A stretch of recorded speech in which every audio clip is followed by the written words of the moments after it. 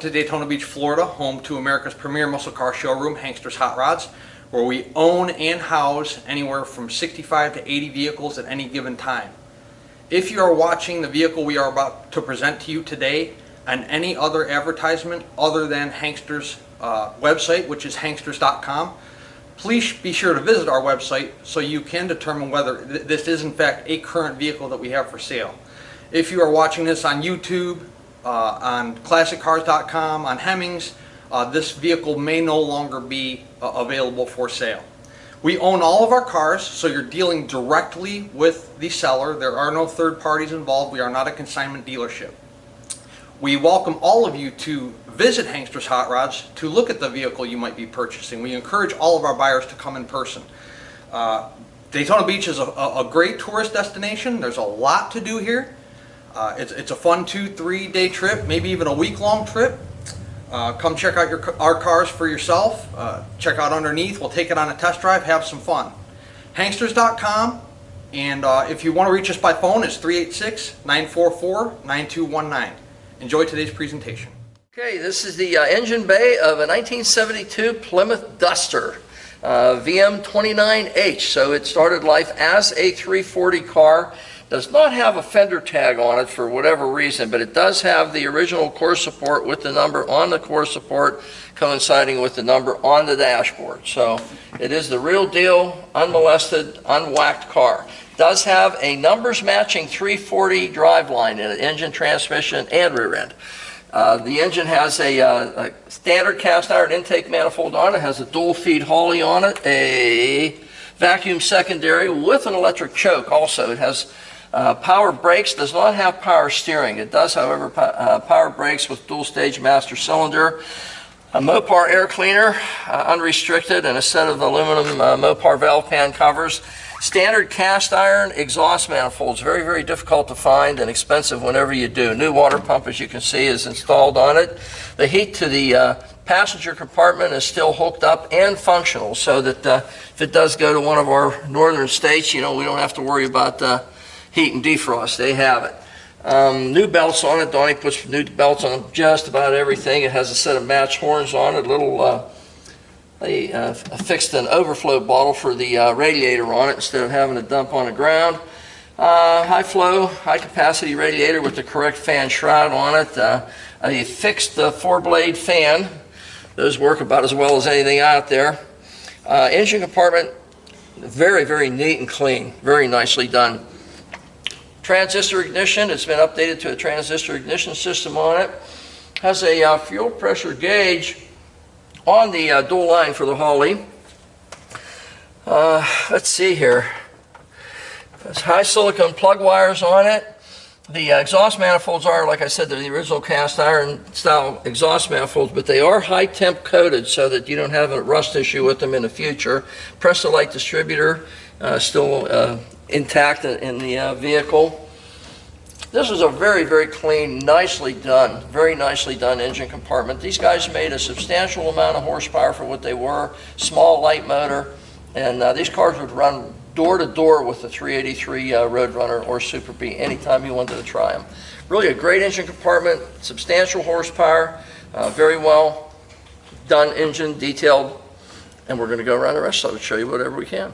Hi, you're at Hankster's in Daytona, and today our presentation is of a 1972 Plymouth Duster. This thing's a really great looking car. It's orange. I'm going to call it Hemi orange. I don't know exactly what color it is, but it is definitely orange.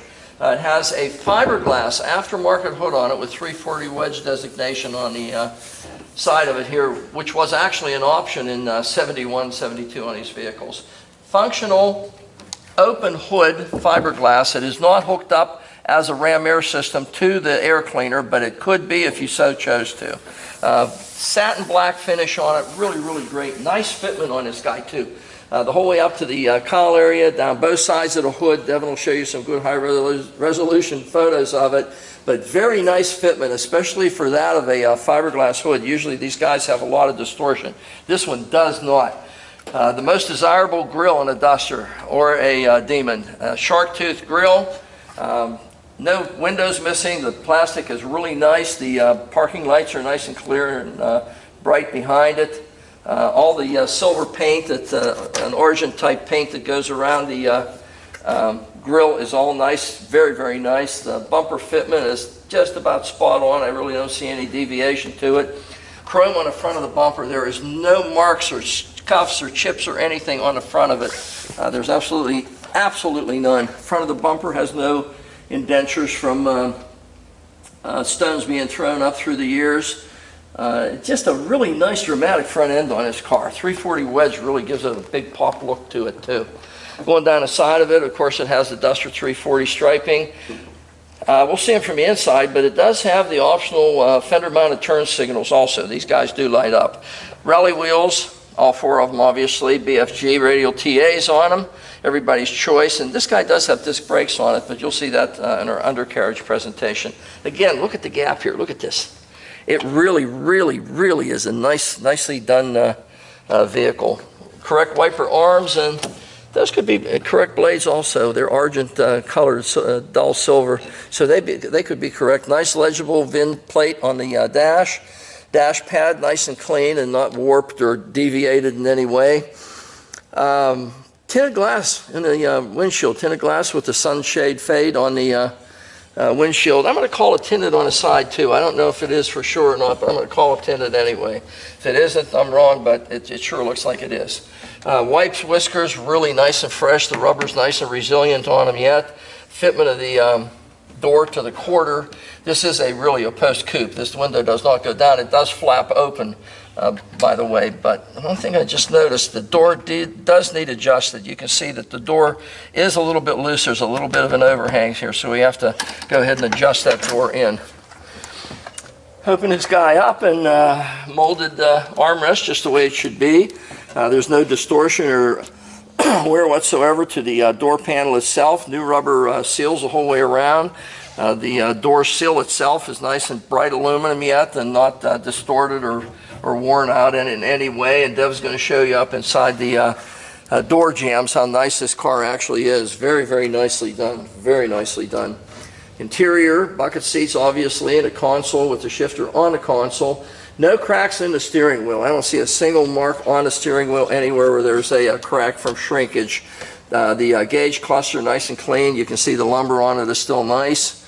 Carpeting, original style carpeting. Seat belts in the front. And don't see them in the back. It does have, what the heck is this? You know what? There's some kind of a seatbelt thing in the back. I don't know what it is, but whatever it is, there's some kind of seatbelts in the back.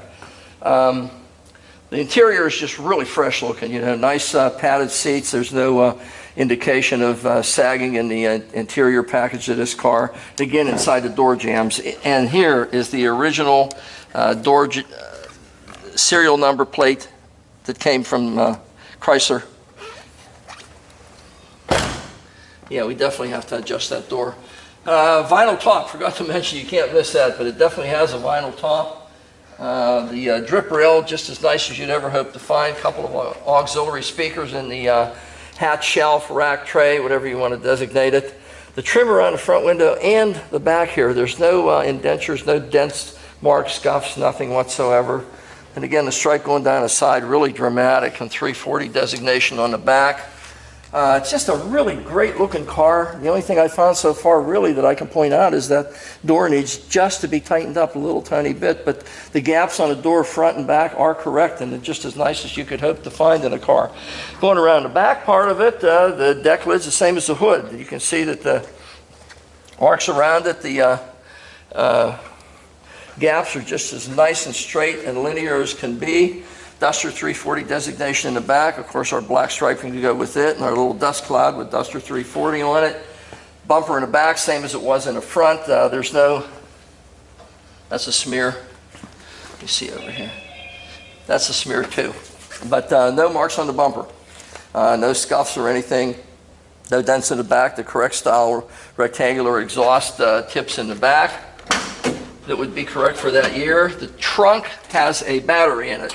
Forgot to mention it wasn't out front, but the battery is in the back. They did install it in the back here. Clean up the engine compartment somewhat. The trunk itself is very nice and solid. You can see that the floor, everything, the quarter panels actually appear to be original in this car. We'll see a little bit better once we get underneath it, but a nice clean trunk area in this car. The lip edge of the trunk, which is usually deteriorated, starting to rust a little bit. This one has absolutely none. Just in fresh and clean, a crimp as you could ever hope to find. Really great car. And again, new rubbers around the trunk for sealing it. Passenger side, it's going to be the same as the driver's side. 340 designation on it. It really looks great. The striping down this car, very dramatic. Vinyl top has a nice look to it, trim around the windshield or window in the back. Drip rail the same way as it was on the other side. You can see the wipes, whiskers as nice as can be in this. Door opening the same on this side as it was, and Devin's going to show you a lot of interior photos so that you can see the integrity of this car on the inside. It's just a very nicely done car. There's nothing on it that shows anywhere it indicates that it's a brand new 1972 Plymouth Duster. It's a great looking car. This door closes and it's just absolutely positively as nice a fit as you could ever hope to find. Dual color keyed mirrors, right side and left side. Again, look at our gap here. This is just as nice as you could ever hope to find on any car. Single mast antenna with the correct Mopar base on it. Again, look at these gaps. You can't get any better than that. That's just as nice and fresh as you can get. And now we're back where we started again. This car is a 1972 Plymouth Duster. And it is a 340. It's a numbers matching engine and transmission. And the car isn't automatic, obviously. Console buckets, shifter on the console. Does not have power steering. It does, however, have power disc brakes on it. The car has a lot of integrity to it. It does have the greatest color combination you could ever hope to find. You know, you got an orange car with the black accents, black interior, rally wheels, which is everybody's choice of a wheel today, whether it's on a Camaro or a Mopar or a Ford. They insist on rally wheels or Magnums, one of the two. It does have an aftermarket hood on it, but it really adds a nice dramatic look to it.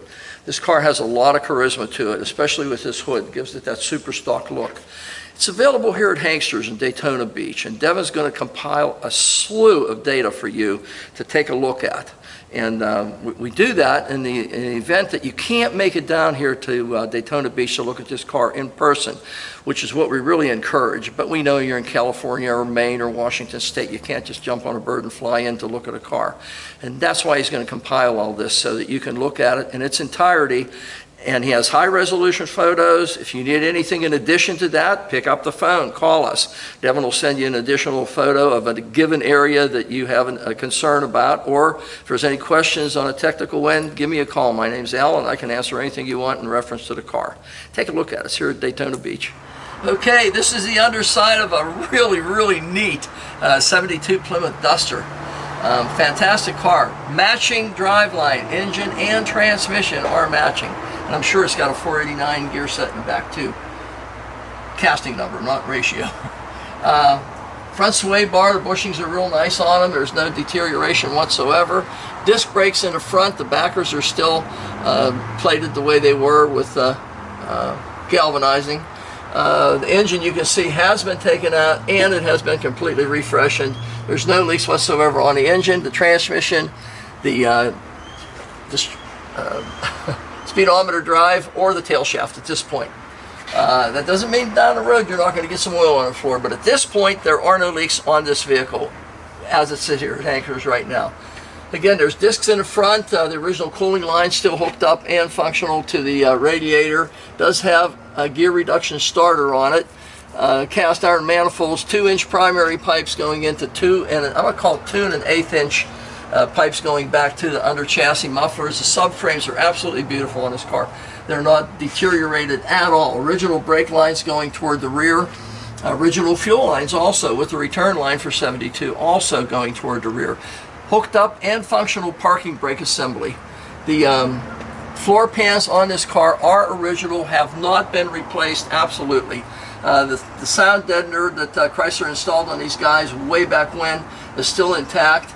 It's been cleaned up and sprayed over with a little bit of chassis black, but it is just as fresh and nice an undercarriage as you would ever hope to find. And again, the subframes in the front, you can see how much integrity they have. There's absolutely no deterioration at all. Going to the back, the subframes in the rear are exactly the same. They are just as nice as the ones in the front. A couple little tiny marks from a jack through the years, but we're not going to count that as anything. It's just normal usage. Under chassis mufflers, kind of a nice quiet muffler, more of a turbo type muffler on it. It's not a flow master or a louder set of pipes on it. I want to check his rear end too, make sure that it's a 489. There's so much undercoating on it, I can't tell. I really can't tell. There's a lot of undercoating on the rear differential, but it is an 8 3/4 Mopar rear end, and I'm sure it's going to be a 489 casting. Drum brakes in the back to supplement the discs that are in the front. The original gas tank, I don't believe it's ever been replaced. The original fuel line still going into it. 2 1/8 inch pipes also exit the under chassis mufflers. The springs still have a bit of a curvature to them. Real nice set of leafs on both sides. There's no sag to them at all. The trunk well where the spare tire goes, there's no dents or marks or anything on it. The original straps that hold the gas tank are still intact. One thing I neglected to mention, the shocks in the front appear to be the original shocks that they don't appear to have been replaced recently, nor have the rear ones. They appear to be the original ones also, and they're not leaking, so I'm assuming that they're going to work. We're going to find out here shortly when we go for a ride. Drop downs in the quarter panels are very, very nice. You can still see where the plug used to be, that little rubber plug for the vent at the bottom of the rocker panels. In the back, the tab is still evident on them. They're just a nice, it looks as though it's all original underpinnings on this thing. I really can't see anywhere where the trunk's been replaced, or the drop downs, or the quarter panels. The pinch wells are still all evident, and you can see them along the rocker panels where the floor pans transition. This is a nice, really, really nice original car underneath. It's neatened up with a little chassis black to make it a little more dramatic, a little easier to take care of too, a little easier to clean. What happens is, after a period of time, this sound deadener that Chrysler used, and so did Ford and Chevy, it turns more of a brownish gray color, and it's not real attractive. So once you pressure wash the heck out of this thing and hit it with this chassis paint that's an epoxy based paint, it's real easy to take care of. You can stick a hose underneath there and hose it off, and any dirt or anything that you would think would normally adhere to that sound deadener at this point won't any longer. It'll just fall on the ground, wash it down. Nice car underneath, a new round of rubber also, I have to mention that. And this is a car that's available with Hankster, so if you're in the market for a Duster in a numbers matching 340 car, then this is your guy. Take a look at it. Okay, this is the workings of our 1972 Plymouth Duster. A really great looking car. It does have sport mirrors on it, left and right, and this one is remotely adjustable, and it does work. Horn works just as it should. Turn signal left, beating itself to death here, and out on the front fender. You can see it. It has fender mounted turn signals. Okay, same thing on the right, working in the dash, and out on the turn signal indicator on the right side front fender. Let's see what we got here. We got a fuel gauge. Holy crap, Jeff gave us 3/4 of a tank of gas. That's unusual. Temperature just starting to come up. We just fired this guy up. Alternator charging just the way it should. We have a oil pressure gauge down here showing about 60 pounds of oil pressure. Like I said, the car's cold. We just lit it up. It does have an auxiliary tachometer down here under the dash, and it works just like it should too. Wipers work just like they should. So let's see, radio. What's our chance of radio working? Slim to none. Well, radio doesn't work and we don't care. We don't do radios or clocks. But this we do have to fix for you. The blower fan for your heat and defrost, that has to function. So we're going to go for a ride, see how this guy runs. Going down the road, this guy goes down the road as straight as you'd ever want. Anywhere you point it, that's where it's going. Straight as an arrow down the road, absolutely straight. Okay, there's nobody behind me, so we're going to try brakes, no hands. Let's see how that works out.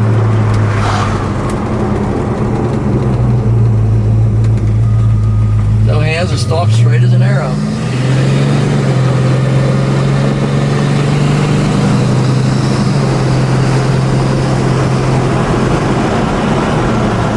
Vibrations or shakes or anything. We're going 60 mile an hour. Of course, it is a 35 mile an hour zone, but we're going 60 mile an hour, and you can see that there's no shakes or shimmies or rattles.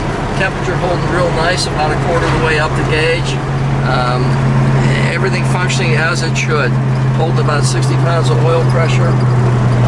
Just a really nice, and we did mention before, there's no cracks in the steering wheel. Usually they have some deteriorating cracks in the shrinkage through the years, and this one has absolutely none. And then we'll go.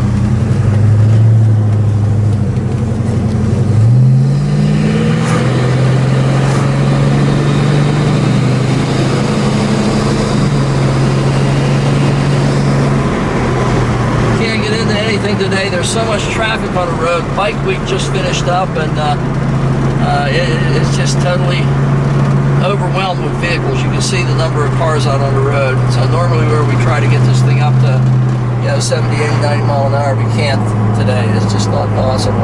But it's a nice running vehicle. All the gauges are functioning as it should, as they should. The car goes down the road just as straight and nice as you'd ever hope to have one. A couple little items we have to fix for it. The fan for sure, and adjust that door, and I think that's pretty much it. I didn't think we found anything else on this car that needed any attention.